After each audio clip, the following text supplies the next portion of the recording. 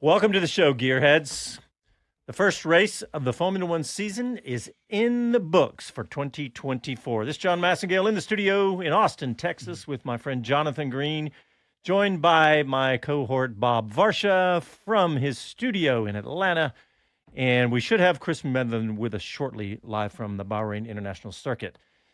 Let me start with you, Mr. Green. We just watched Max Verstappen and Red Bull put on a clinic with a 1-2 fastest lap and pole and qualifying. Reminded me of a season not that long ago. Yes, last season. That's it. Yeah. Your memory is incredible. Thank you. Yes. I mean, you know, I have to say, I'm not going to sugarcoat it. It wasn't very exciting, was it? And it was rather predictable, and it was rather, as Rick Benjamin on the BBC called it, ominous and foreboding. Yes. So we're going to go to Mr. Varsha to give us a pep talk, right, Bob? Oh yeah. Very exciting stuff. That was disappointing, to be honest. And minimum number of teams, 5 in the top 10, 2 cars per team. And as I said on our pre-race show, you know, a few tenths of a second per lap, and Verstappen just disappears. He did it with ease. You know, he was supremely comfortable, never sounded stressed over the radio. His teammate, Sergio, came through with the second place. So he's looking much better. And note that we never saw Christian Horner on the pit wall, but we heard him congratulating his drivers. So I'm going to go ahead and assume all is well there. We nearly had a 2x2 finish there if Hamilton had been able to catch Lando Norris. So solid day for Mercedes, solid day for McLaren, solid day for Ferrari, but they're all still looking up at Red Bull and squabbling among themselves.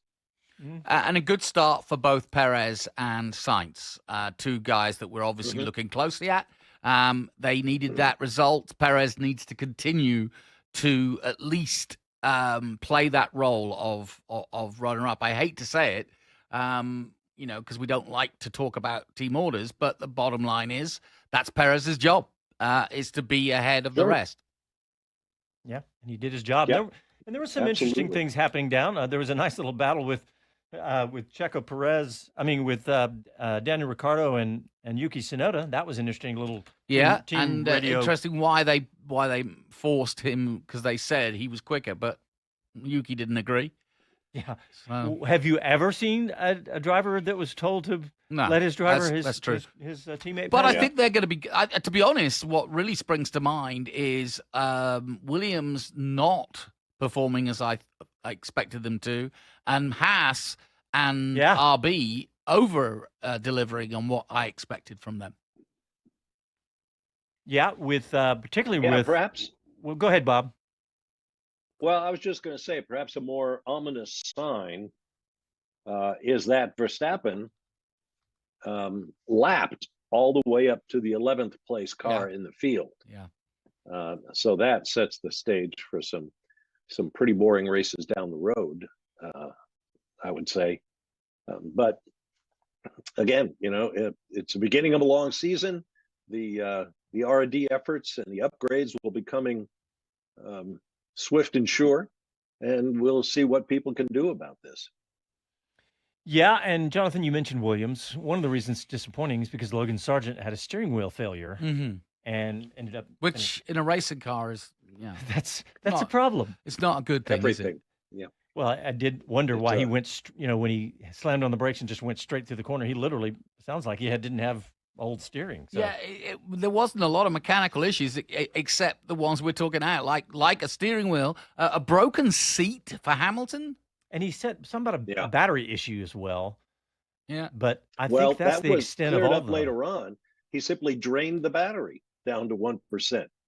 Ted Kravitz reported from the pits on the Sky broadcast that he was told to just recharge the battery. It was fine. Not so Russell, who had some brake issues. Certainly,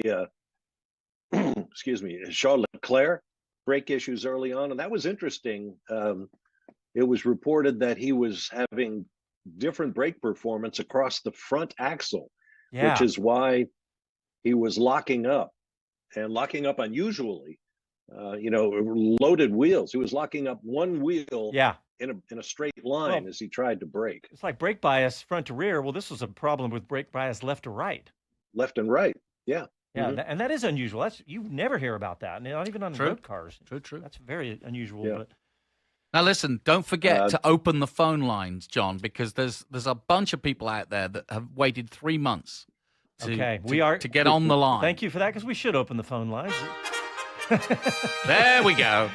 It's official. The official phone lines are open. The phone number is, you can call, can we text, Casey? But you can call 512-643-5483. And you can also text to that number, 512-643-5483. We do want to hear what you have to say. And this is your show just as much as ours. So yeah, give us a shot. Let's see what you got to say. What else, guys? Lance Stroll finished in the points, a lot right behind his teammate. Well, given that he crashed in the first corner with Hulkenberg. Yeah. Since he spun at turn one. Mm-hmm. Yeah, and look, the HAAS story, really, Magnussen finishing 12th and Hulkenberg finishing 16th after having to come back and swap a wing. I think that's maybe one of the most encouraging stories of the day. Just Hulkenberg's general form, especially in qualifying, was really impressive. Well, yeah, but that kind of where he picked off from last year too. But I mean, everything I've read does bode well that HAAS seemingly, and they proved it today, have sorted out their long problem with tire management for the race. Yeah, I hope so.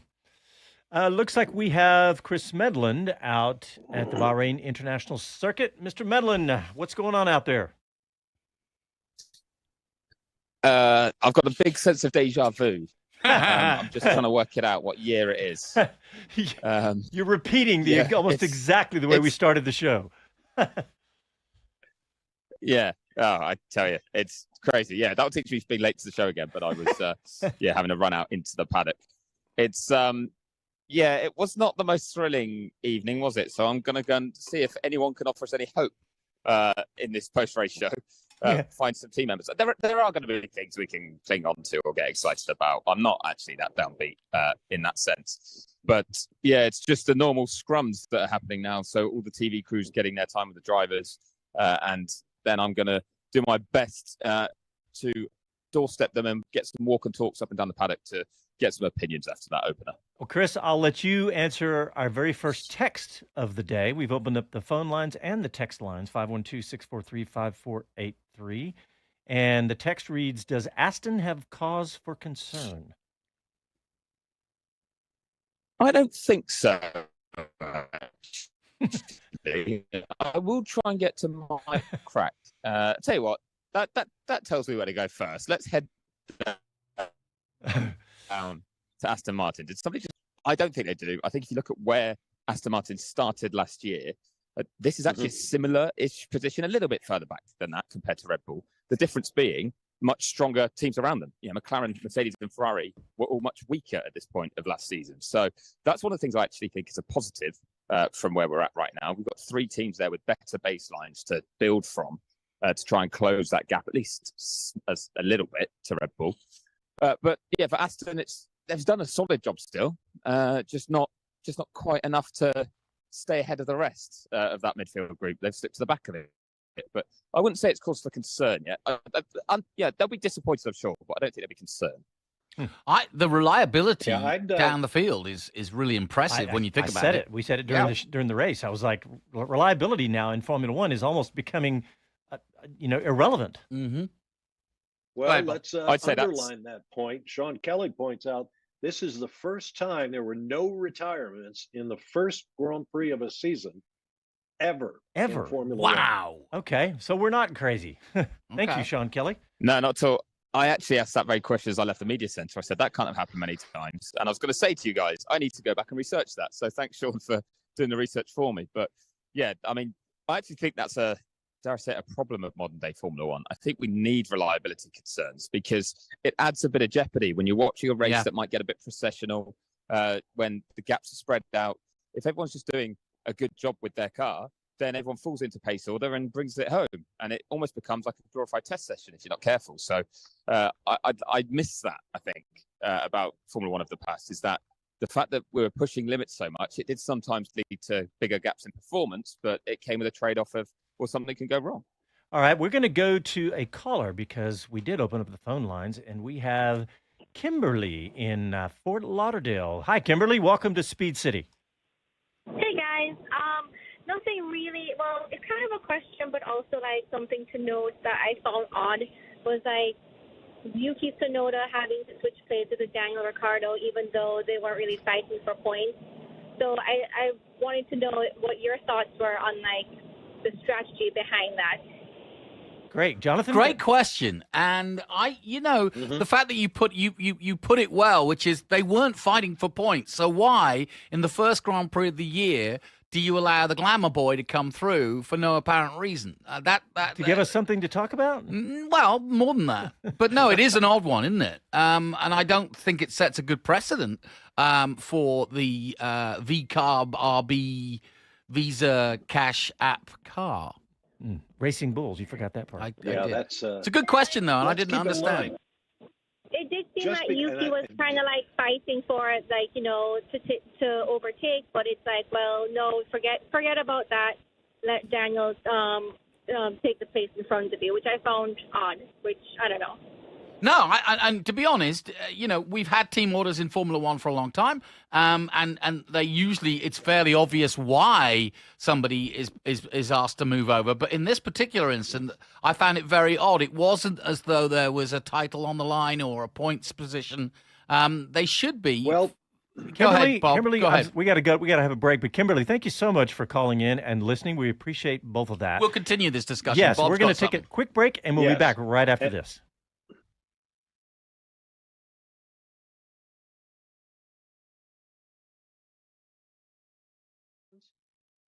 Good question. And in the words of my one of my favorite radio hosts here in Austin, Charlie Hodge, used to say when a girl was calling in, "Ooh, a lady calling in." We don't get too many ladies calling into the show, but I know that the Formula One audience, thanks to Drive to Survive, is now quite in America 40%. Yeah, it's crazy. Yes, let's look on the YouTube comments. I love Kevin Kelly's. Adrian Newey is a god. I think you just summarized a good bit of this, what we're seeing, Kevin, because that's exactly right. Andy P says, great point. Jonathan says, Perez gets a week to not have the Marco lens focused on him and shines. Mm-hmm. Yeah, going to need to do that all year long to get a quality drive. Yeah, there's a few people. I'd love to know. Yeah, go ahead, Bob. Well, I was wondering, I heard Adrian Newey speak the other day, in which he talked about coming forward with the design and then turning it over to the production guys to do what they do, which indicated to me that it's kind of out of his hands at that point. I wonder how often production comes back to Adrian and says, hey, this can't be done, or here's a problem with your original design. I wonder how much his design changes, or if it just comes off his drawing board, literally clad in gold and sacrosanct. And by the way, I thought he did it on tablets. It's not a computer. He does it on tablets, doesn't he? Stone tablets. Right, stone tablets. And then, he brings them down from the hill. Right. Well, let me look back. Yeah. SiriusXM. What do you got, Chris? I'm just trying to line up Lauren Mekies to answer that question. That'd be good. Coming back out of a break soon. That would be very good. Here we're coming back. Don't forget to go Bob on Kimberly, because he had something to add. Okay, Chris. Yeah, do that, and then I'll jump in if I get lost.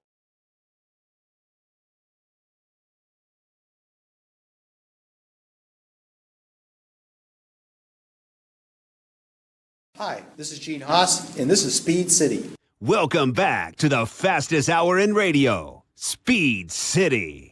All right, welcome back. If you want to give us a call, the phone number is 512-643-5483. And your wishes are command, because we do have our man on the ground going to try and get Kimberly the answer to her question. Yes, we do have Chris Medland there, but Chris is checking out some interviews right now. But while we wait on Chris, Bob, you want to answer Kimberly's question again? Right before the break, we said we'd do that. Well, I can't really answer it. We'll need to hear from Laurent Mekies for that. But we need to keep in mind that just because you don't score points in Formula One doesn't mean that a non-scoring finish has no impact on your championship position, because later on, positions outside the points are ranked. 11th, 12th, 13th will put you ahead of a team on equal or no points that finished 16, 17, 18. So, that 11th, 12th, 13th places are still worth fighting for in the big picture.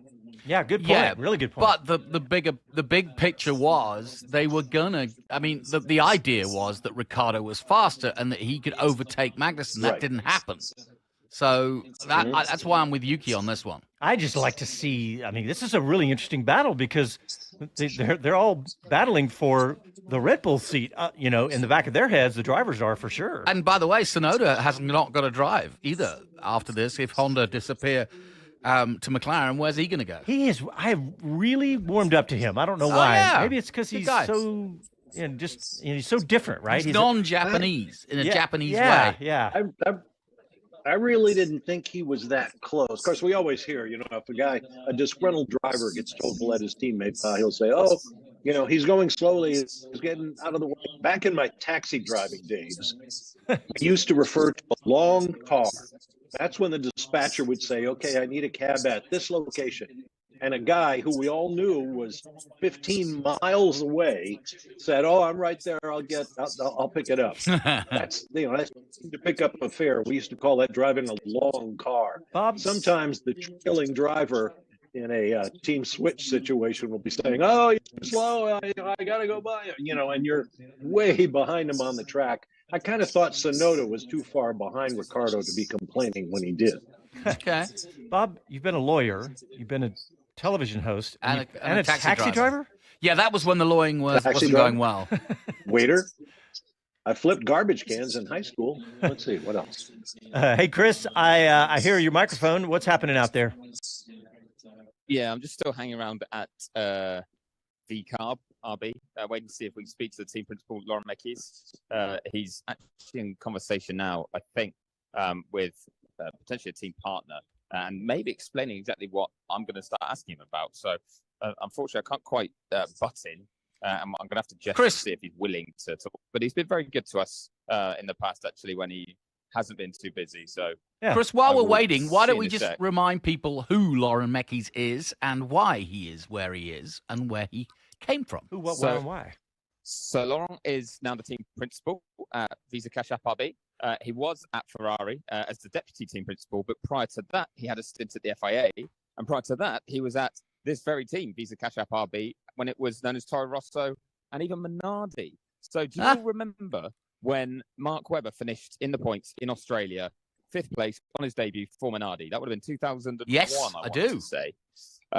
Well, when that happened, this is a history lesson. I feel like an old man. But when that happened, Laurent Mekies was one of the engineers for that team. So he was working on Mark Webber's car. So that's how far back he goes with this team. All right, while we're waiting on Chris to get Laurent Mekies, we got Tom in Lincoln, Nebraska. Hey, Tom, how's it going? What did you think of the race? Oh, it was all right. Kind of like you thought. Appreciate the time. Love the show. Wanted to know what your guys' thoughts on. It looked like Daniel Ricciardo was a little bit quicker than Yuki, but then got lapped by Max. Didn't know if you had any insight as to how that affected. It depressed me. I can tell you that. Watching Max lap him? Yeah. But no, I don't think it had. That didn't have an effect on the outcome of what they were trying to do, because, as Bob pointed out, that those positions are still valuable regardless of who laps who. But in the count back to the end of the season, Bob. Well, during the broadcast, excuse me, Martin Brundle said, they made the switch. Max was right there hoping to lap them. They slowed to let him by graciously. And Martin Brundle seemed to think that's what caused them to lose critical contact with Magnussen's car up ahead. And they were never able to recover from that. That may be over dramatizing it, but that's what a veteran driver thought of the situation. Mm-hmm. Hey, Tom, in Lincoln, Nebraska, are you? How are you watching? How are you listening today on the radio? Or Yep. So SiriusXM, always checking with you guys after watching on the TV, the ESPN app there. So always like to check in after the race and see what you guys have to say. Well, thanks, Tom. Thanks for tuning in, and we'll watch for your call next time. We'll send you a hat. Yeah, there you go. Well, we lost him. He's gone. So call back in, Tom, if you want, and we'll get you hooked up. But Chris is still out there, just checking on him, and nothing there. Chris, any update yet? He's gone. He gone. So I'm gesturing while he said that. I'm gesturing because I'll be offered a chance to speak to a team boss, which is lovely. I'll let you guys guess. We have a few. When I say favourites, people that are very kind to give us lots of time on this show. James Vowles. And we like to. It's not James Vowles, no. But I was going to say we like to. I'll take an E voice if we can as well. Oh. Zach. So Zak Brown. It is Zak Brown is just doing a bit of a debrief, and then I'm going to jump in and get his reaction to it. It's quite funny watching how many team members just stand around just chatting to each other, going like, "Yeah, what did you think?" I don't know why. I just always think with Formula One it would be to the minute from the second the flag drops that they'd have things to do. But there seems to be a window if you have a clean race like this where they can just take their time. So Andrea Stella is just off to my right as well, explaining things to a couple of partners, I think. And then Zach is just running through, I think, why McLaren approached the race the way they did, actually, chatting to an engineer here. So I am going to get him in a second, I promise. And you don't have to listen to my voice filling for too much longer. But it's, I've just been asked for live, so I think they're going to pull him over here. Here we go. We're going to be demanding. Brilliant. Zach, thanks for coming over. Sorry to be so demanding, but yeah, we're live across North America, and North America wants to hear from you. So how do you think today went in terms of where your expectations were for McLaren? Both cars solidly in the points. I think it turned out to be what we thought it would be after testing, which you're never quite sure. But summary, Max in particular in a different league once again. For Ferrari, a kind of a step ahead. A battle with Merck, ourselves, and Aston. I think we confirmed the battle with Merck. I think Aston didn't quite show the pace that we thought they would over the race distance, but it's one race. But that was kind of what we expected it to be. So to get two cars in the points, bring them home, is a good way to start the season, especially if we look back 12 months. I want to get onto that in a sec, but I'll just focus on today's race first. And Lando closing in at the end there towards George in that fight for fifth. Did you think that was on the cards if you executed everything perfectly, or was that just a case of kind of just running out of time? Yeah, I think we just ran out of time. You're never quite sure. I think George was managing some fuel issues as well. We picked up on the radio, so I think it was very close. He'd kind of get within 1.5 seconds and then lose. I think it was maybe in the last corner a couple tenths. So it was like right as you thought he'd get in the DRS, he'd get back a couple tenths. So I think it ran out of time, but it was close, right? It was 1.5 seconds, and Oscar drove a great race. So bring on Saudi. Well, certainly, because that was not the case a year ago, was it? Let's be honest. McLaren really struggling 12 months ago, and you had a lot of work to do, and you did brilliantly during the season to get back up. I remember us doing an interview here, and you saying, I want to end the season as the fourth quickest team, but we might give ourselves too much to do points-wise. Well, you achieved that then. To start from this platform now, how encouraged are you and confident that you can be fighting for podiums and maybe the top step, or has Max shown you something that maybe not this year? I think Max has shown once again that unless he slips on a banana peel, he'll be tough to beat. But no one else looked out of reach over the course of a year, and development that we know we have coming, but we also know everyone else has development coming. But no, I definitely feel like this is a great way to start the year. Podiums and a top step. If something happens, it's pretty hard to be invincible for 24 races. So let's see. Well, finally, marketing hat on, because obviously you came from a great marketing background. Seeing the guy that's won the last 3 titles and everyone hoping to gridded form and get closer, going and winning by over 20 seconds and looking pretty comfortable out front at the first race of the season. Should Formula One be worried, or do you think we're going to have more excitement this year? Oh, I think we'll definitely have a lot of excitement. I think, let's not say Max is going to win yet, but if I had to go put some money down at Vegas, I know who I'd bet on to be winning the championship. I don't think you'd be alone with that, but thank you for that honest assessment. Thanks, Chris. Good work. Hey, Chris, can I ask a question quickly for Zach? You can try, actually. Bob Varsha wants to throw a question your way Zach, so I'm going to have to relay it to you because you can't hear him. But Bob, go ahead. Okay. First of all, thank you. But we know Zach owns and drives some pretty hairy race cars. And I know that everybody up and down the pit lane in Formula One analyzes not only what they do, but what everybody else does. Racer to racer, what is it that he thinks Max Verstappen does in the race car that makes him superior? Use your own words. You're going to like this, Zach, because Bob is praising your driving skills. He says you own some pretty hairy race cars. You know how to pedal some pretty tough machinery.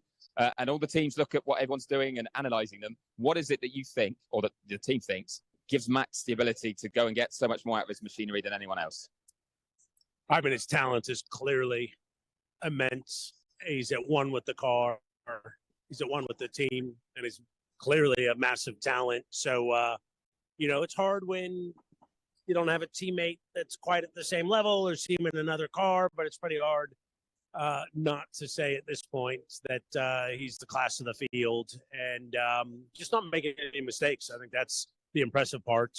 Because who knows? I think he won by 22 seconds. Could have been 32 seconds. Who knows if he was 10 tenths the whole time, which is how he tends to drive, or if he was cruising around at 8 tenths. But we'll find that out when someone puts a little bit of pressure on him at some point. But how about that? He was saying you're a racing driver. What's this Max Verstappen kid got that you haven't? I totally agree. I'd like to see him in one of my cars where you have to shift and use a clutch. We'll make that happen. That's our plan for this year. We're going to make that happen. But thank you very much, Zach. Oh, that was nice of Zach to give us great all question, that time. Bob. I like it. Yeah, nice, Bob. Yeah. Well, it's good funny. Sport there as well. Yeah, working with guys like Derek Daly and David Hobbs and Sam Posey, especially, as ex-drivers, they look at what other drivers are doing, and they can tell you just by looking. Yeah. And Sam was of the opinion that Sebastian Vettel, in his heyday, had a clear advantage over everybody else because he would get on the throttle quicker than anybody else. He had the car he wanted in terms of traction, front and rear, and he would go to full throttle, sometimes even, well before the apex, knowing he could control what the car is going to do on the way out. And so he had a car length or more on everybody just by virtue of that particular skill behind the wheel. Other guys, whether it's left foot braking or, whatever it might happen to be. But Sam thought it was Vettel's ability to get on the throttle sooner than anybody else. And that's kind of what I was thinking about when I watched Max Verstappen. What is he doing? Yeah, you said it, Jonathan. You said the same thing during the race. You said same thing that Zach just said. He doesn't make mistakes right now. Yeah. It was like Hamilton was when he had the car and the team. They were all one, like Zach was saying. And he just doesn't make mistakes at all right now. Guys, look at the clock. We got to take a quick break. We'll continue the discussion, and we'll continue to take your calls. Write the number down, 512-643-5483. Back after these messages.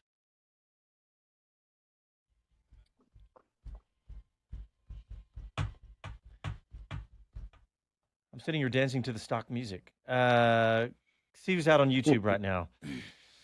Oh, let's see. Where are we? We're going to catch back up here. D. Nelson. Hey, everybody. We're back. I love this Saturday racing since I work most Sundays. Yeah, welcome back, D. I recognize that name. He's all over us. On Twitter as well, too. TW. He says, can you get Merlin to ask Toto if he's going to give Mick a shot next year? Really want to hear his response. Okay. Let's see. Max Godfrey said, what in the world happened to Sargent? He was going well. He had a steering wheel failure. Let's see. What else? Did I miss any? I think that's it. Chris, where are you headed now? We got Kimberly's question answered. No, we didn't. No, we didn't. Yeah. No, we didn't. Not yet. He got to find Lauren. Lauren Meckies. Yep. Yep. Hey, Chris, did you notice Zak Brown saying, pretty much quoting our wheel-to-wheel show about Verstappen? I thought that was interesting, basically saying that it's hard statistically to win every single race. Yeah. We kept saying it last year, and it almost happened. Go ahead, Chris. Yeah. But I think we can still reiterate that, can't we, this year, that it's going to be tough. Sorry, I was coming down to Alpine, actually, just getting a view of things. But I'm heading back to see if we can get Laurent Mekies if he's around again, because I do want his opinion. Peter Bayer's there, so we can maybe get the CEO instead, but he won't really be so hands-on with decision making like that. No. And CEOs, they always have the political answer. They never have any. True. Shouldn't say that, no.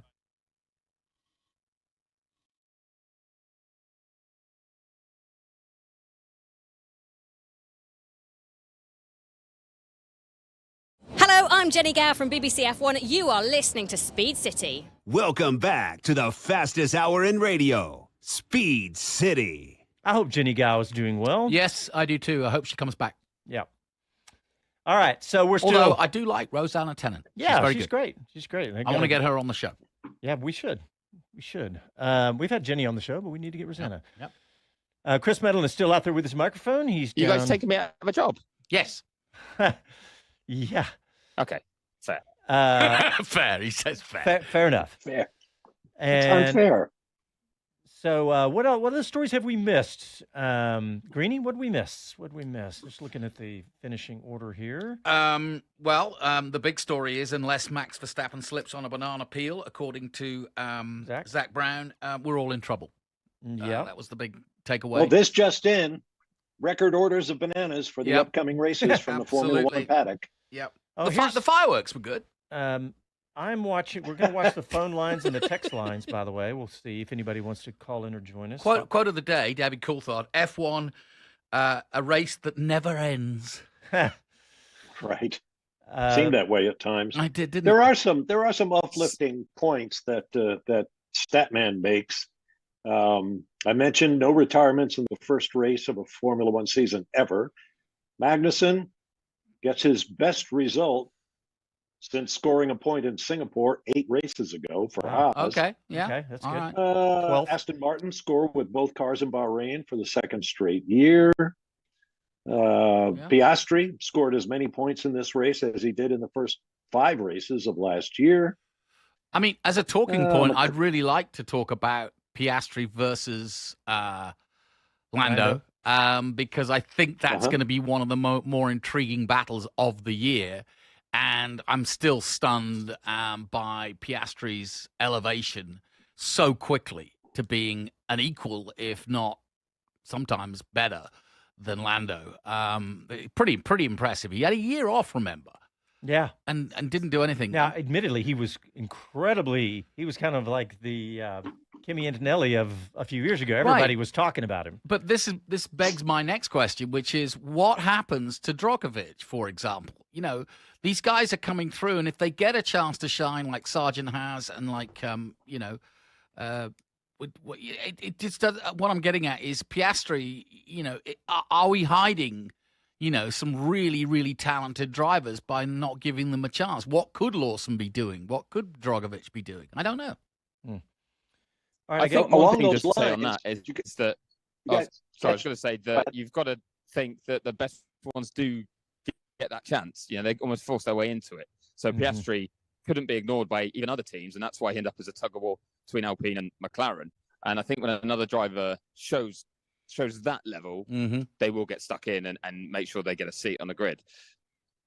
I think it was said that the reason Toto Wolff only signed Lewis to a short 2 or 3 year contract because he didn't want Kimi Antonelli to get snatched away.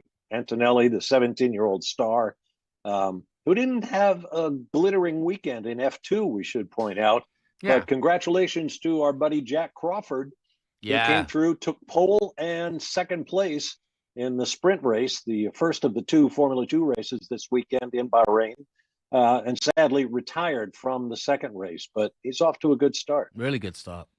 A couple of tweets that He is, and I actually caught up with him pre-race. Sorry, just to say, I don't know if we've got time in this post-race show to drop it in, but if not, we'll use it. Please do. Please do. So we've it was sent on email to Casey, but it might have been missed, admittedly, in all the starts of the season. Send it again, but we'll definitely. I'd love to hear from him. Yeah, we got it, Chris. But also, I wanted to just quickly cover off. I'm still trying to stalk Laurent Mekies, but when I was talking to him earlier and he walked away, he walked back into the garage, and I said I thought he was talking to maybe a team partner, for example. It was Yuki Tsunoda's manager, and I thought it might be, but I wasn't certain, so I didn't want to jump the gun. Called Mario Miyakawa, who clearly wanted explanations as to what happened there. So I will try and get to Mekis. Yeah, it's a story. It really is. It really is. That might be the only tiny bit of controversy going on. Yeah, no, it's a good story. Hey, Chris, resend that Crawford interview in case you didn't see it. So sorry, I thought we had it, but that was just your email telling me that you sent it. So, but hey, I want to talk about a couple tweets while you're doing that, and just interrupt me, Chris, if you need to. One was Scott McLaughlin, IndyCar driver. He says, "Yeah, why wouldn't you want 2 extra cars on the grid?" Andretti reference there, and I'll let you guys let that machinate inside your head. Did you see, there's a tweet by The Race. They said, unseen by F1's TV feed, the Red Bull drivers almost collided on the cooldown lap. Tsunoda, frustrated by the late race team order, dived into the inside of Ricciardo at turn 8, and the two almost collided on the exit. Oh, I didn't see that. And then Ricciardo's team radio says, "What the F? I'll save it. He's a effing helmet," referring to his teammate. So there's a little bit of... Who said that? That was Ricciardo on Tsunoda's cooldown lap overtake. Okay. He's a helmet. He's a helmet, which I guess is a derogatory... Knucklehead, yeah. Yes, definitely an offensive term, yeah. Yes. He's a helmet. Bonehead, bird brain, whatever you want to call it. It's a bell end. Yeah. It might be a bit more explicit, I'm afraid, to do with the male anatomy. Ah, okay. Yes. Sorry, I didn't... Were you not there? Come on, man. Apologies, everyone else. I'm serious. Sorry, well, America women and have Canada. heads, too. I'm not Come joking. on, men and women both have heads. That's not, Yeah. a surprise. Have we completely gone off the rails? Guys, here? this tittle-tattle is good, but we really should be talking about the amazing effect the one-lap DRS had. I'm sorry, say that again? The one-lap DRS. Now we've taken it. They went from 2 laps to 1. So you could see the results have been stunning. Yes. Yeah. Unbelievable. Mm-hmm. John's on his phone, so like sorry. This, the field's bunched up. Everybody is within 1 second of everybody else. Yeah. So it's it does make things a little more frantic as people try to open up a 1 second gap so the guy behind can't use DRS on him. Yeah. Well, yes, I'm just looking at some of the responses on the social media right now about the race. There's some of them are not pretty, but come on, share. No, they're just saying, hey, look, Yuki got a bit hot-headed and sort of ran into Daniel Ricciardo on the cooldown lap. Yeah. That's AP. People are saying, we're just having a repeat of 2023, but look, it's too early to call all that, right? It's too early. Oh, way too early. Yeah. What else, guys? Let's see here. Alonso finishing 9th. We touched on Lance Stroll. That was a disappointment for me. Is that Aston Martin faded when you watch that qualifying laps again yesterday? Yeah, they really look good. Yeah, man. After qualifying, and in the race, he spoke to his team on the radio and said something along the lines of, that's okay. He lost positions from the start, fell back inside the top 10, said, that's okay. It's a long race. We'll let them wear themselves out. We'll get them. And then, of course, he basically didn't. So I'd like to know from Fernando what exactly, happened as his car evolved during the race. One question mark does glaringly stand out, though, is what's going to happen at Alpine. I mean, I know it's the first race and there's a long way to go, but it doesn't bode well. I don't think they're hitting the ground running in any way, shape, or form. That is a huge team disappointment. And as I mentioned on the pre-race show, people are putting it down to too many folks in the big office tower, and whether it's in Enstone or in Viry or in Paris or wherever, thinking they're all knowledgeable about racing and not letting their racing people handle what goes on in the factory and on the track. Is the team principal Famin? Bruno Famin? Yeah. That's a question for Chris. I believe that's his title. Yes, he is. And is he a racing man? Originally, and then said he's going to stay on. So he's the team principal, almost self-appointed. But he said unless his bosses tell them or tell him they want him to appoint someone else, then that's going to be his job. And is he a racing man historically?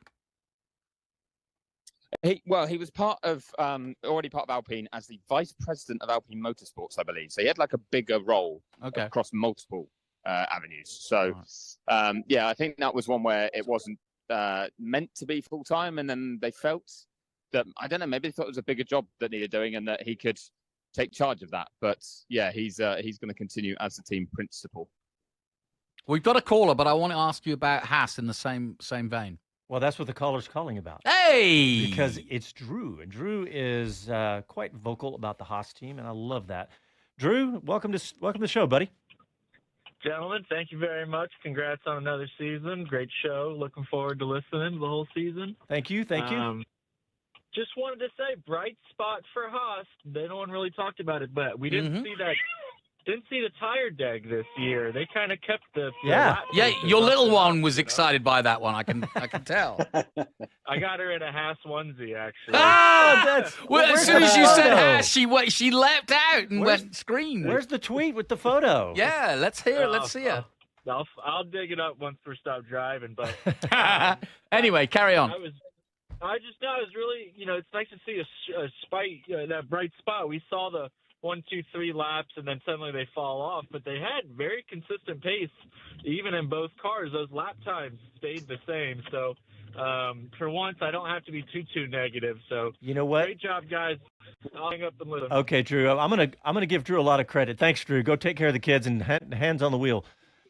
Drew was one of the first. He started calling for a new team principal pretty early days. At least 2 years ago. That's right, to get rid of Gunter. Yeah, I do remember this. He was saying, look, he's had his shot, and we're not getting there, and whatever that meant, right? Whatever. If it took Gunther to leave to shake it up, or if it took Gunther to leave to make Gene go, all right, I really am going to spend some money, or let's face it, Io has produced results in his first race, so and he gets all the credit because the buck stops there. Yep. So I agree. Let's see what else. We do have the Crawford interview, but let's see how long it's about 5 minutes. So we're going to wait till after the break. So we have Jak Crawford, who's an American who I think he was born in Florida, raised in Texas, and is racing in Formula 2 back this year. So we'll hear from him. And lots of good stories about him. We'll talk more. We need to talk more about he and Carrera together in Dams. That's going to be interesting. Yep. Well, you know what? We're right on it anyway. Let's get the break in. Well, go. What do you say, Chris? I was going to say I've got it. No, I might have Fred Vasseur in just a second. So we'll hopefully I can hold you off just for a second. I know you want to get a break. No, let's hold. But also it was that I'll be trying to bring us as many stories as possible from those American youngsters in F2 and in F3. I spoke to young Max Esterson, who was racing Formula 3 this year for the first time, he came up through basically through iRacing. And then got to single-seater racing only like 2 or 3 years ago. He's another scholarship driver. First round of the F3. Yeah, he was a scholarship, one of Jeremy Shaw's scholarship drivers. Yep. And he's from New York City, as I recall. No wonder he was iRacing. Not exactly a racing. He is, yeah. And did a great job in the Formula 4 Championship over here. Over here, I say, in the UK. Yes. Coming out of COVID. And won the Formula Ford Festival. So, another one to keep an eye on because I think there's a lot of growth potential in Matt. I'm watching a tweet. He's in an unfancied team, so to get points, they were very happy. Pretty impressive. He had. Go ahead. I was just saying, sorry, Chris, it dropped out for just a second. I thought you were done, but I'm watching a tweet. It's Logan Sargent Updates, the Twitter account, and they've got an onboard from Logan Sargent when he had steering wheel troubles. So that's something to remind people. You can go back to F1 TV. Oh, good point. Yeah, and watch races of all the onboards. I thought about that. You love to watch Alonso on board, but it's not anything revolutionary. But maybe I'll look at it when I'm not doing two things at once. But how's it looking for Vasseur, Chris? I'm still hovering nice and close. I think he's just wrapping up another interview that I thought he was just wrapping up when I interrupted you. So sorry that I know everyone wants to keep the show rolling, but I'm just trying to make sure we didn't. No, we don't. I'd like to follow up though. What is your take on Komatsu at the top of HAAS? That interview that we ran at the top of the show was really positive, I thought, and it just seems like a breath of fresh air. Yeah, I do. I think it's just been a reset that team needed, actually. I think, without criticizing what Gunther was doing, sometimes you just need a fresh set of eyes on something and a new approach just to see if it changes anything. And at the very least, I think that the reaction from the team has been positive. I think they've really taken to having AO in charge and kind of they've backed him so far. They've seen probably results with the approach, or they're happy to see a different approach. But the big task for HAAS this year is going to be improving that car through the season. That's something they couldn't do last year. And a slight word of warning was that here, I believe points were scored in the first race last year. So those issues they were having didn't rear its head here. Certainly early on, they picked up some points, didn't they? They had some better race pace. So that's one where I feel like we've just got to be careful not to get too carried away. Waffling on for so long has paid off because Fred has kindly joins me. I don't think it's gladly he's putting up with me. But Fred, you kicked off the season and he spit out his water for me making that joke. You kicked off the season with a podium and you looked pretty competitive against Perez, the second Red Bull. Was the gap to Max kind of what you were expecting? Well, I didn't expect something before the race. I was focused on myself and to try to do the best. Situation is that yesterday we were able to fight for the pole position. The pace was there. Today, Carlos did a very strong job and he's matching with Checo. On Charles, it was more difficult. We had a big issue with the brakes. The first 20 lap of the race, he lost the pass of the first stint, and he was able, when the brakes were switching on, that he was able to come back to have a decent pace, and at the end to score the points of P4. And this kind of conditions and situation, I think it's a good result. It's important points for him, for the team, to start the championship on the right foot, and I'm quite pleased with this. Do you feel you've continued the momentum you had from the second half of last season? Because you kind of emerged as the second strongest team then, and you've certainly started that here too. Yeah, but we have to pay attention that Bahrain is a bit different. We did 3 days of testing. The tarmac is very aggressive. Next week it will be a different story, and we don't have to draw a conclusion too early. That it will be. He's fighting with Red Bull personnel right now. No, we have to pay attention that Jeddah will be a different story and not to draw a conclusion after one race. We have still 23 to go, but at least it's a decent start. And people are already worried that we're going to get a repeat of 2023. Max is going to go win pretty much every race. From your position, with what you're doing with Ferrari, the momentum you're building, the progress you're making, are you hopeful that won't be the case? I'm not thinking about this. I'm thinking about how we can do a better job tomorrow, how we can improve the situation for Jeddah. We had exactly this approach last year, and it paid off at the end because that we were able to catch up. It means that we are starting in a better shape than 12 months ago. But let's have the same approach as last year. Great stuff, Fred. Thank you very much. Nicely said. That really does sum up the Ferrari position, I think, brilliantly. Yeah. Hey, Chris, great. Thank you. Let's get this quick break in, and we got a caller holding. Eric, hold on to the phone, and we'll get to you after the break. You're listening to Speed City F1. Back after these.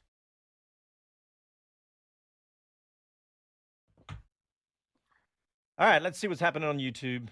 Still not watching Facebook. I hope nobody's over there trying to talk to us. I'll go to Facebook. Go to Facebook. Check it out, Greenie. Let's see. I want to talk more about Ferrari, too. With Vasseur. Yeah. Let's see. We sometimes need a camera, don't we? Because he decided he was going to just try and throw his empty bottle of water into the stomach of one of the Red Bull. Actually, I believe he's a logistics manager. He's certainly been part of their hospitality unit a lot, and Fred seems to know him. So they were having a bit of a laugh, and obviously you guys can't see it, so something goes quiet, and Fred's giggling to himself, and I have to explain why. Lots of people chattering on YouTube about Yuki. TW says, didn't Red Bull light, I guess he's referring to them, tell Danny Ricky had to outrun Yuki and then tell Yuki let him by? BS, he says on that. Andy P says, all not well at VCarb. Let's see. I guess that's about all on YouTube right for the momento. Max was excited because our caller was from Omaha a while ago. Go ahead, Chris. What do you got? I'll just say I'm heading back down to VCarb, see if I can get Laurent still, because I feel like this is probably, for the sounds of it, from our listeners as well, the one that they want to know a bit more about if they can. Ah, there's Drew's tweet. He tweeted at us. He's got his little baby here. Look, guys. Look at that. She got a onesie. Ah, HAAS onesie. HAAS one. Maybe Casey can get that tweet up on our feed, but That's I'll cute. put it up there. I like it. Yep, we like baby pictures. All good. I think Drew's listening on the radio. Especially we love really young Formula One fans. He's got her started young. Let's see what else we got here. By the way, I did do a good scowl across all the coming back websites. There's a lot of great merch out there.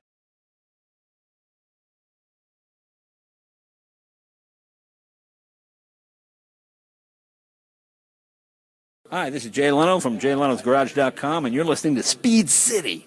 Welcome back to the fastest hour in radio, Speed City. Thank you, Mr. Leno, for bringing us back. Hope you're safe these days. Haven't heard anything about a fire or a motorcycle crash in about a year now, so hopefully he's all good.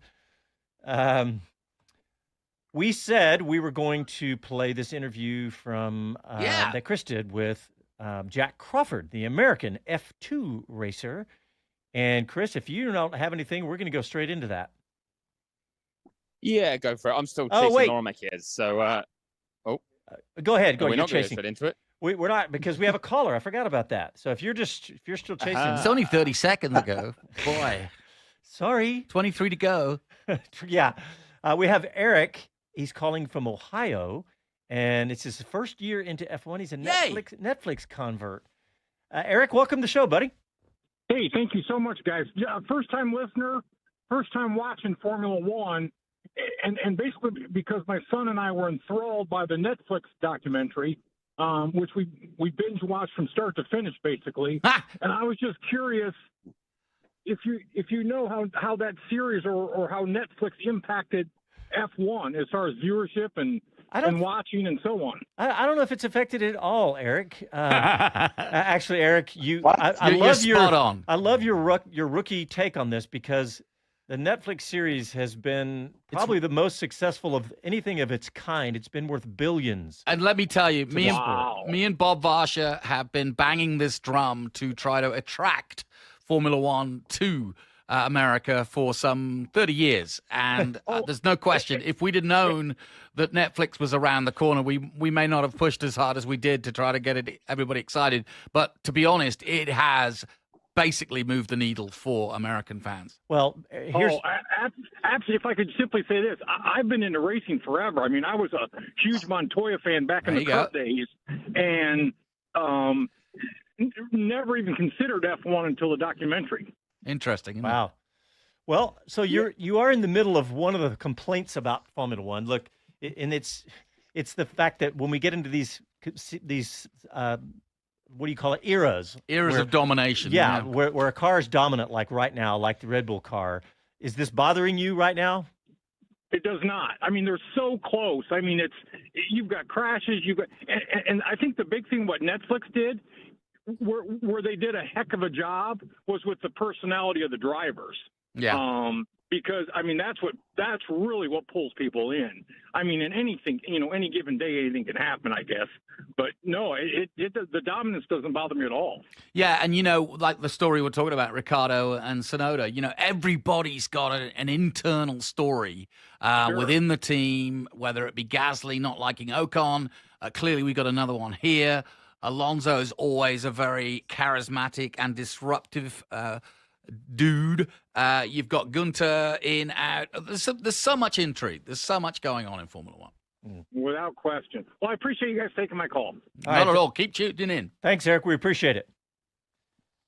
The stat I was going to throw. Where's Paul Bryan when we need him? Yeah, he hasn't given us dropped a zinger at us. But the stat I was going to throw at a caller just now was the fact that how the TV ratings rose by 25% per year. Wow. From 2018 to 2022. Last year was flat, because I think it's pretty obvious because of Max Verstappen's dominance. It'll be interesting to see what happens this year.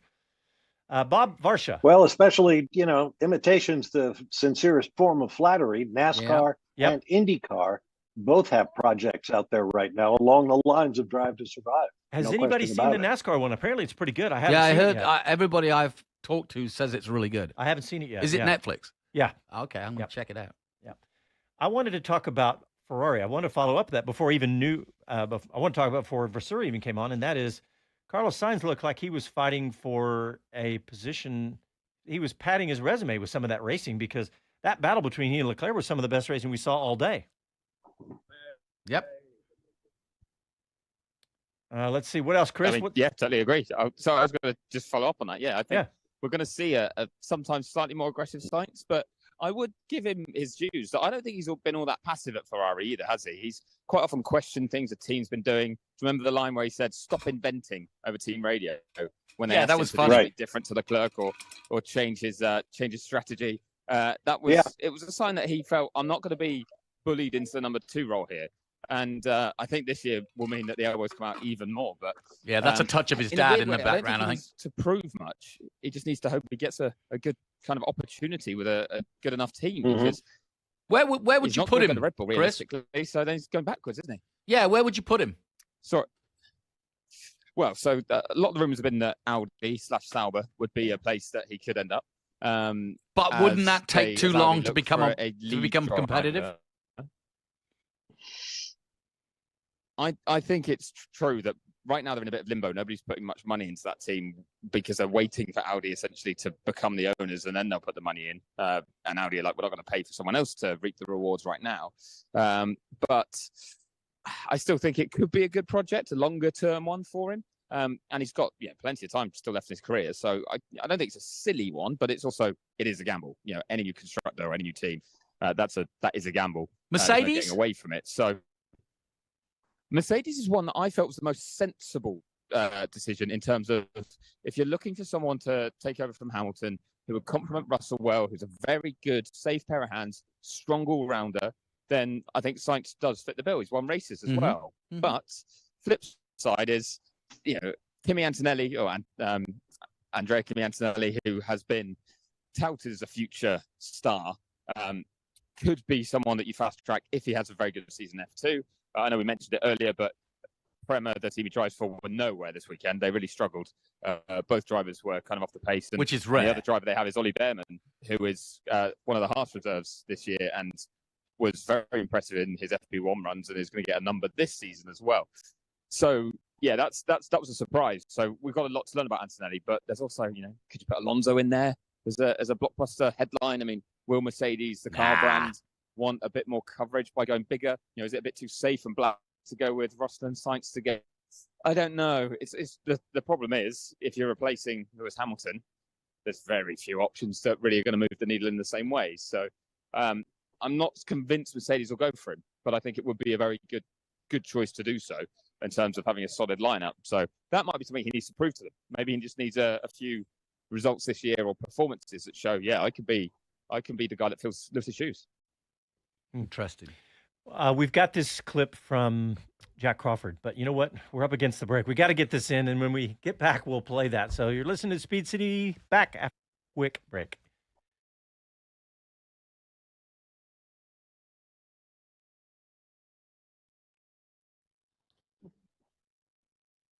Casey, I just sent you a tweet, and it's the video of Yuki diving in on Daniel, after the race is over, by the way. If you can bring that up, it'd be really cool to share that. But you guys can see this, man. I'm messing up the screen. He dives in, almost hits Daniel, and then locks up his brakes, puts a smoke screen in front of Ricciardo's face. It's like, man, it looks kind of like he doesn't have his emotions under control. So, yeah. And then he goes up inside of him again with 2 wheels off on the curb. Yeah. Yeah. There's some anger there. Yeah, there it is. The first time. Well, what surprises me about that then is that surely, unless we've missed something, surely Tsunoda is aware that it's not Ricciardo forcing that decision. It's the team's decision. Ricciardo's following the orders in the same way that Yuki did by actually giving him the place.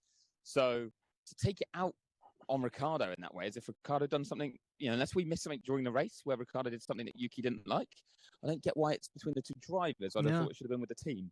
I agree. Yeah. Yeah. Weird. Let's see what else, guys. Let's see some comments on YouTube. Ray is streaming from Las Vegas. Been lots of interesting stuff coming out of Vegas about F1. Well, tell him we want to know what the latest is because there's been some hoo-ha, hasn't there? Yes, there has. The basically, isn't the local government saying, "Hey, we didn't sign a contract after 1 year"? Yeah. After i.e., we Yeah, said, the county. The county said. Now this could actually lead into, well, it'll probably be quashed by money, but at the same time, it could make an interesting story because even while we were in Vegas, I felt talking to the Uber drivers, and there was a potential strike before with the hotel workers. It's not everybody's cup of tea, and the disruption is real. Yeah, and it's significant on a street race.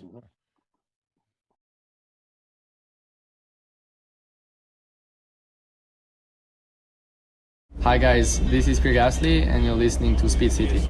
Welcome back to the fastest hour in radio, Speed City. Okay, as promised, Chris Medland caught up with American Formula 2 driver Jak Crawford. Jak is just signed to back up for another season in Formula 2, so let's hear from him now. So, Jak, thanks very much for joining us at the end of your Bahrain Grand Prix weekend. I know you're going to watch the Formula 1 race now, but from a Formula 2 perspective, it started well. You got a trophy on day one, and today in the feature race, it looked like maybe another trophy was on the cards, and it all went away with a technical issue. What happened at your pit stop? Yeah, so we had a roll bearing issue with the clutch. So basically, my clutch failed on the start, and it was doomed from the beginning. From when I was going to make a pit stop, I needed to pull the clutch, and yeah, the clutch wasn't there. So it happened at the very start. So I launched and it failed. So I was destined from the beginning to retire from the race, and it was affecting quite a lot the straight line speed as well. So I could feel that. So we were a bit off the pace because of that, but still we were still looking on for probably a podium result, which was strong. So. Well, did you know then that when you came into the pits it was going to happen, or did the team tell you when it happened, if that makes sense? No, I wasn't entirely sure because on my start I had a really good launch, but then all of a sudden I felt this huge sort of bump on the rear, and it felt like the rears had locked up on the start, and I lost a bit of time. I was a bit confused, so I had a bit of doubt going into it, and then there was no warning. I pulled into the pits and nothing. That it just was not there. So. Well, it's such a frustrating end to the weekend, but the positives were, as you say, the pace during today's race was great, but also podium yesterday as well. So kind of, apart from the disappointment I'm sure you're feeling right now, how do you reflect on how well your first race weekend with Dams has gone?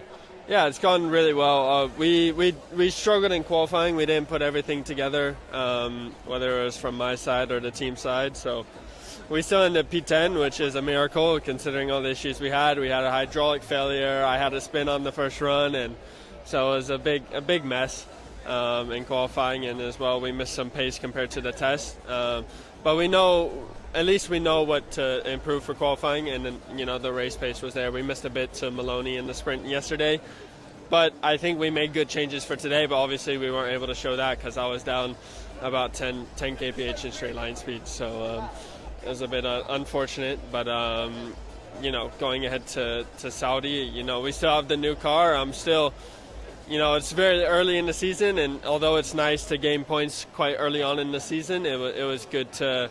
I think I'm 6th in the championship with just my 8 points yesterday. So it's a long season, and we've only driven Bahrain and Barcelona in this new car. So we come to a new track for the car, and I think the team is going to do a good job on giving me a car for Jeddah.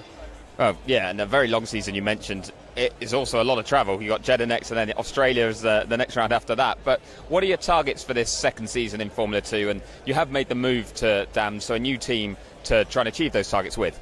Yeah, I think the targets are a bit more clear now after testing in the race. I think we can fight to be in the top 3 and fight for the championship. Obviously, it's a long season, and the teams will learn a lot, and we might have some up and down weekends, but I think we can have a really good season. I think this weekend shows that we can fight at the front consistently in every race, And I think as well, what we found with the car applies to all tracks. So it's not just a one-track wonder kind of thing. So.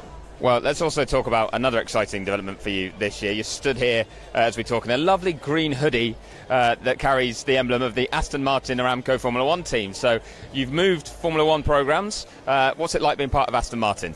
Yeah, it's been great so far. Everyone's really nice and lovely, and they came and visited me on the podium yesterday. Some of the guys and girls, so it was really cool to see that. And I haven't been with them for very long, but it's been very productive and very very fun so far. So I've enjoyed my time.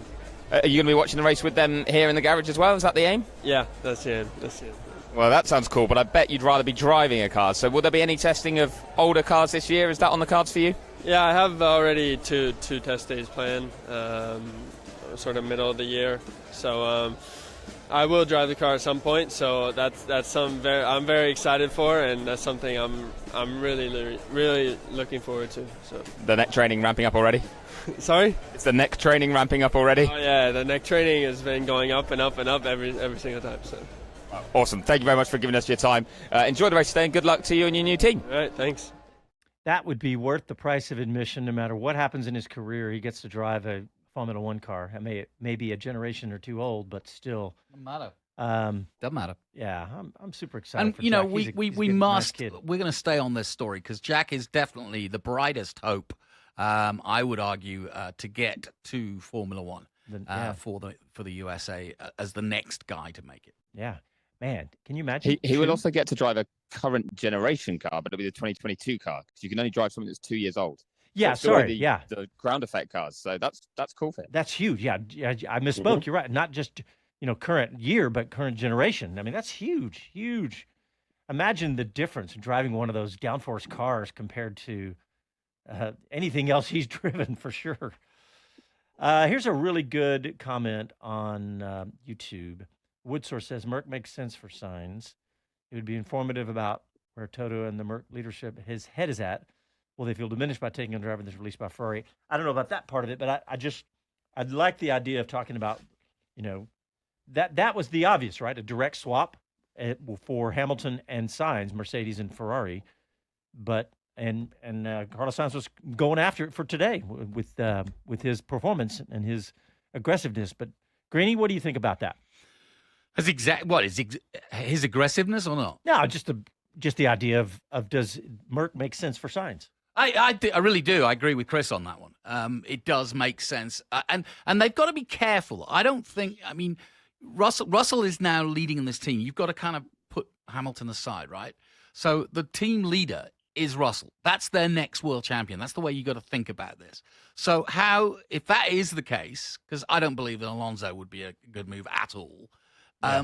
So the question is, do you bring a kid like Kimi Antonelli in, or do you complement him with a solid pair of hands, a Perez-like person?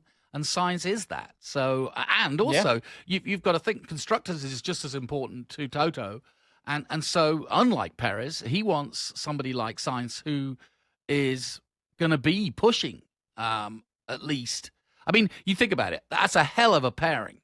Those two. Yeah. And if you're thinking about the world title, then that is the right choice.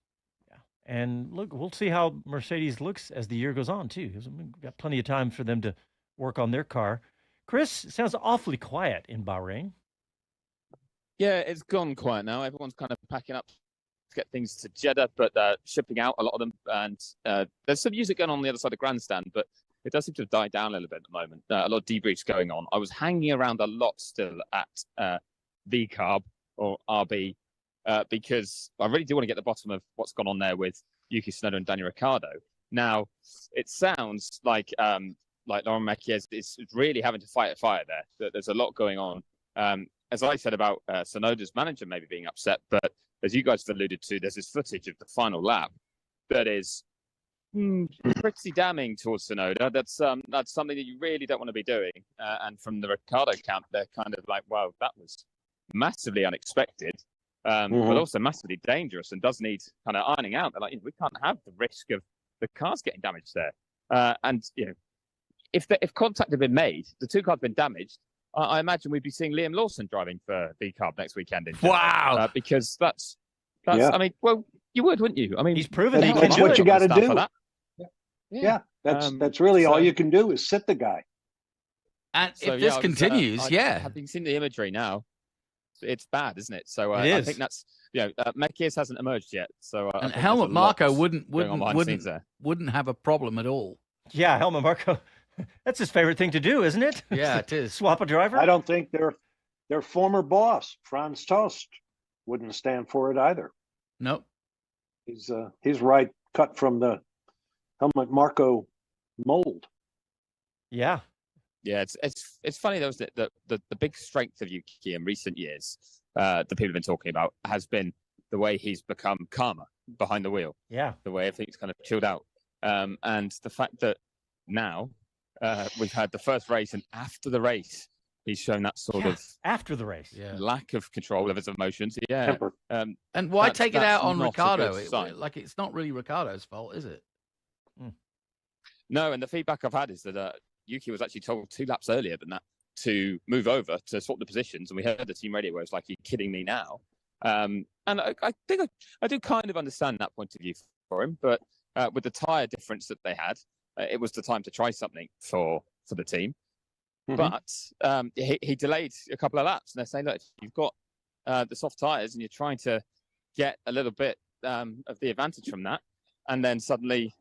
The driver head doesn't move over and you're in a dirty air for a bit longer and you're having to basically not use them at the time you want to use them, then that's damaging to your chances too. So do you think they could have caught Magnussen had they done what they were supposed to do? Sorry, you broke up there, but I think you asked if Ricciardo could have got Magnussen. Yeah. Which certainly potentially, would have had a better chance, I think is the point. But it's fine margins, isn't it? It's small hypothetical things. But yeah, I think he would have had a better shot at it. Mm-hmm. Guys, we just got about 90 seconds left in the show, says Casey. And Mike Bowles asked a really good question. He says, will Speed City be live Sunday night? Mike, not this weekend. We definitely considered it. Maybe next weekend. We'll see. But we may change our mind on that. Who knows? If Horner drops another story. Yeah. Whole different race week, whole different circuit, long, smooth, different tarmac. City environment, big stuff. Yeah, Chris, are you ready to hit the road? He's pretty much ready to hit the road back to the UK. That's right. That's right. That's right. You're not going to be but there. After that, I forgot. Oh, yeah, I'm afraid not. Sadly, I seem to be breaking up on you guys as well right now. But so you're going back for your wife's birthday, right? I am, yes. But I'm gonna spend some more time in this paddock to try and get some more insight and reaction, hopefully from V-Carb, as I keep hanging around them, for Wheel to Wheel midweek. Good man. All right, we're out of time, everybody. And Chris just said Wheel to Wheel, our midweek show. Look it up. Go to our website, speedcitybroadcast.com, to find out how to listen to that and everything else we do. Thanks for tuning in. We appreciate it. Talk to you next week.